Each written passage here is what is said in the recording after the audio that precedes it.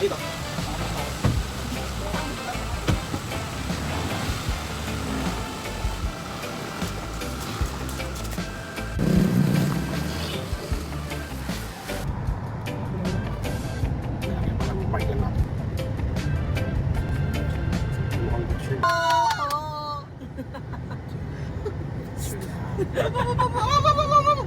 Pababa ka, no? Ayan na, ang beach. Ayun na nga, magre-rent nga tayo ng kabo. Kano kaya? O, hindi po bang mamayang hapon ang bahay? Natagal pa yung party. O, Gcash. Binuling ko na yung pera ko sa kantin. Okay na. Ay, mag-aura tayo dito. Wala tayong dalang pagkaon.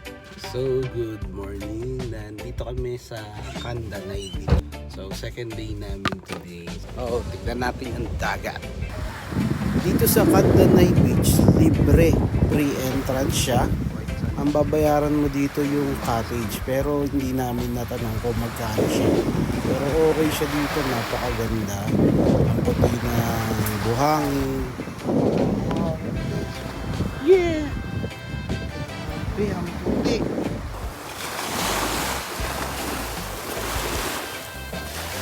Linaw. Linaw ng tubig, guys. Ang puti ng ano. Actually, hindi siya develop Parang baryo lang yung pinuntahan namin. Pero napakaganda. May tubig Yung buhangin, sobrang puti, sobrang pino, parang Boracay. Guys. Para sa picture, ayan, umakit siya. Okay. So, yan yung spot namin para mag-picture. Napakaganda, guys.